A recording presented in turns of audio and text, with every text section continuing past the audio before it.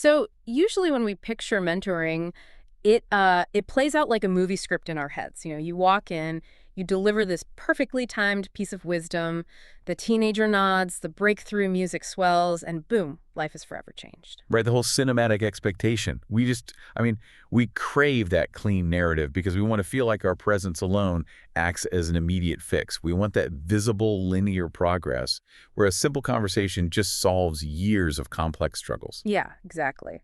But the real world is, well, it's chaotic. So welcome to this deep dive. Today, we're taking our collective experience working alongside Coach AJ and the mentor team at Martin County PIL, and we are really uncovering the hidden psychology of youth mentoring. And our mission today is to get you, the volunteer mentor listening right now, completely ready, confident, and just calm. For this week's session with these future leaders, we are stripping away the pressure of that movie script. Absolutely. So let's set the frame before you even walk through the doors of the facility. When you do walk in, you really need to expect the reality of the room. Some of these kids will not want to talk to you. Not at all. Right. Some are going to actively test your patience, push your buttons, or, challenge your authority, and some are just going to stare blankly at the table, hoodies up, and shut down entirely. And that specific reality is what trips up so many new volunteers. They see a kid with their head down and immediately internalize it like, oh, I'm doing a bad job. But that is not a failure on your part. That is simply the environment. Yeah, if you get a blank stare, you didn't do the mentoring wrong. Exactly. It requires a fundamental reframe for anyone sitting at those tables. The friction you feel, that heavy, awkward silence, that is exactly where this work matters most. You aren't there to force a miraculous, tearful breakthrough. You're there to just be present in that exact uncomfortable environment. Because sitting comfortably in the muddy waters is the actual work, right? It is the work, yes. Yeah. Well, let's unpack this week's specific focus, because the topic itself is practically designed to create that friction. We are diving into self-worth, specifically the I am programming. Oh, this is a big one. It really is. When Coach AJ kicks things off, the conversation is going to be framed around self-talk. Yeah. The core message echoing in the room will be, if you think you can, you're right. And if you think you can't, you're right. And you have to realize the psychology of the room shifts dramatically when self-worth is on the table. You are looking at future leaders walking in with minds that have been, frankly, heavily programmed by relentless negative voices. Yeah, we are talking about parents, frustrated teachers, peers, bullies. Right. And a young brain operates incredibly similarly to an unprogrammed computer. It lacks the critical filtering mechanisms that adults have, so it simply ingests the code it is given. It just takes it all in. Just takes it in. And unfortunately, the dominant code many of these kids receive daily is, you're clumsy, or you're the bad kid, or you just aren't smart enough. And consider how the human brain actually processes and stores memories, especially under those stressful conditions. If you ask a teenager to recall the most anxious, terrifying moment of their week, they recall it in high definition. Oh, perfect clarity. Right. They know exactly who was standing where, what was said, the exact tone of voice, even the smell of the hallway. Yeah, and the amygdala is entirely responsible for that. Its primary job is survival. So it essentially brands traumatic, highly anxious, or deeply embarrassing memories right into the neural pathways as a warning system. Like a giant red flashing light. Exactly. It says, remember this exact feeling so we never let it happen again. But calm, neutral, or mildly positive moments, the brain doesn't need those for immediate survival, so they just kind of blur together. Wow. So as a result, these youth define their entire identity by their crystal clear, high anxiety moments of failure rather than their calm moments of success. Precisely. Which brings us to what this means for you when you were sitting across from them at the table. When the youth are asked to list positive qualities about themselves, like when we ask them to write down I am statements, their deeply embedded self-doubt is going to act as a massive physiological roadblock. Yeah, they're going to seriously struggle to write down words like worthy or brave or accepted. Because doing so feels like a lie to their own nervous system. Yeah. It triggers them. But they won't simply articulate that struggle, right? The teenager's rarely going to look a mentor in the eye and say, I am struggling with my self-worth due to my negative environmental programming. I would fall out of my chair if they said that. No, they are going to mask it. And as a mentor, your job is to spot the subtle ways this internal conflict presents itself in real time. There are a few very specific signals you need to listen for, and when you hear them, that is your cue to lean in. Okay, so the first major signal is deflection through humor. You'll be at the table asking them to describe their strengths, and instead of saying smart or resilient, a kid will throw out a random loud joke. They might proudly announce, I am a menace, or I'm the best sleeper in the world. Right, because humor triggers a dopamine release in the brain and instantly shifts the spotlight off the kid's vulnerability and onto the laugh itself. It is a highly effective, incredibly common shield. It's so common. And the second signal you'll see is the classic I don't care response. When the emotional stakes get too high, apathy just becomes the easiest defense mechanism. Yeah. And then the third signal is heavy silence. When Coach AJ asks the room who struggles with negative self-talk, you will likely hear a pin drop. Nobody wants to be the first to raise their hand and admit to the struggle. But we need to look at the mechanism behind that apathy and silence. Because I don't care isn't just an attitude. No, it's a nervous system response. When a teenager's brain senses a threat to their ego, like the potential of trying and failing, or hoping and being disappointed, it actively downregulates their emotional investment. Apathy is basically a preemptive strike against disappointment. If they convince you and themselves that they don't care, then failure won't hurt. Exactly. Wait, hold on though. In any other normal conversation, heavy silence or someone declaring, I don't care, is a universal neon sign to back off. It means give them space. Why are we pushing into their space here when they are clearly putting up a wall? Well, in a standard social setting, backing off is the polite move. But in this environment, those behaviors are not genuine shutdowns. They are entry points. Entry points. Yes. Yeah. That deflection, that calculated apathy, that heavy silence, they act like a map pointing directly to where the future leader's self-doubt is hiding. It tells you exactly where the most crucial work needs to be done. I mean, if they truly didn't care, they wouldn't expend the energy required to aggressively project that apathy. That makes a lot of sense. But having a map is only half the battle. Once you spot that entry point, you see the kid deflecting or you feel the weight of that silence, you need practical tools to navigate it. You need to know exactly what to introduce into the conversation without overwhelming them. Or triggering a deeper retreat. Right. So we have some incredible high-leverage metaphors from our time in the room that you can just keep in your back pocket. The first one is the white t-shirt. Oh, I love this one. This metaphor perfectly illustrates the power of environment on self-worth. Yeah. Imagine a basic, plain white t-shirt hanging on a clearance rack inside a big box discount store. It sells for maybe, $10? Yeah, if that. Right. Now, take that exact same t-shirt, change absolutely nothing about the fabric, the stitching, or the tag, but place it on a mannequin inside a high-end luxury boutique in Beverly Hills. Suddenly, people will gladly pay 100 times the price for it. Because the environment completely dictates the perceived value. The shirt itself didn't change one bit. Not at all. Yeah. And the lesson for the youth here is that you determine your own price tag based on the environment you accept. If you surround yourself with people who treat you like a discount item, your brain will start believing that's all you're worth. You have to consciously take yourself off the clearance rack. I've seen that land so well at the tables. It just clicks for them. Another incredibly effective tool is the Batman mask. Yes. This originates from a fascinating study in child psychology. Researchers gave a group of kids an incredibly frustrating, essentially impossible puzzle to solve. This standard group of kids gave up in about 5 minutes. Which is the mathematically normal, healthy human response to an impossible task.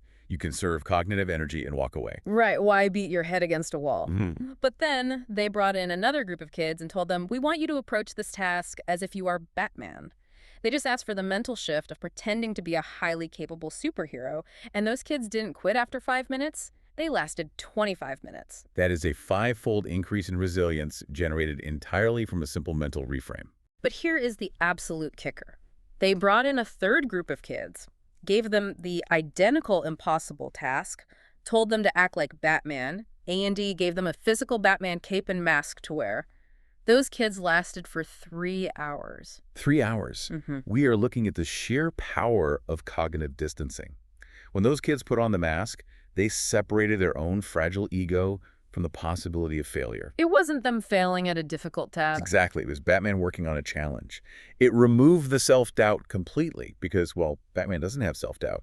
As a mentor, you can bring this to the table. Tell them that sometimes when the anxiety is spiking or the negative voices are loud, you just have to put on the mask. Put on the mask. Step into the persona of someone who is deeply confident until your nervous system catches up and it becomes real. That gives them a really actionable step when they feel paralyzed. And the third metaphor we rely on is the missing puzzle piece. This one is specifically tailored for the youth who feel invisible, who think their presence doesn't matter. You ask them to picture a massive 500-piece jigsaw puzzle completely assembled on a table, but there is one single piece missing right in the middle. Where does your eye naturally go? It instantly bypasses the 499 completed pieces and locks right onto the empty space. Exactly. The missing piece commands all the attention. It becomes the most important part of the puzzle. You use this to remind them that they are that essential missing piece in their community, in their family, and at that very table. Because without their specific voice and presence, the entire picture is incomplete. Yeah, but metaphors are excellent for framing, but they only truly shift perspective when paired with high-leverage questions at the table. Right. Absolutely. For example, if a youth is discussing a relationship or a friendship where they are being actively mistreated, you can deploy a reframe based on the price tag concept.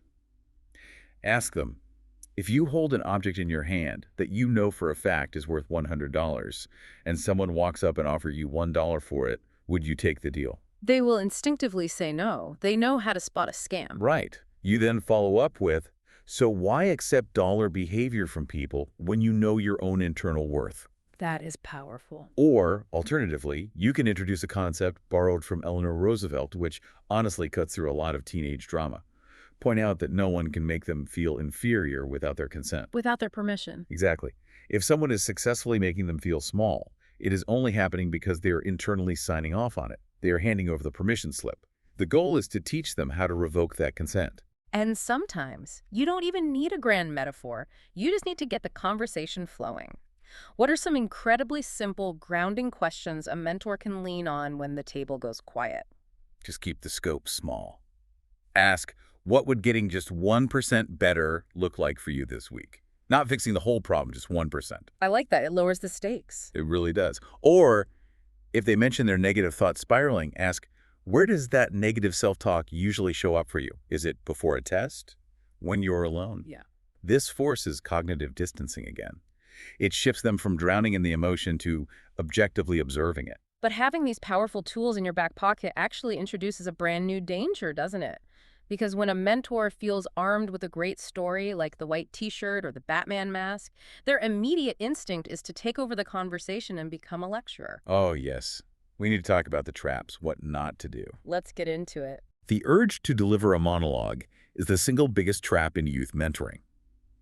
When there is silence at the table, adults feel uncomfortable. We interpret silence as a failure to connect, so we just fill the air with long, dramatic speeches about our own past struggles, assuming it will somehow inspire them. Right, like, let me tell you about back in my day. Exactly.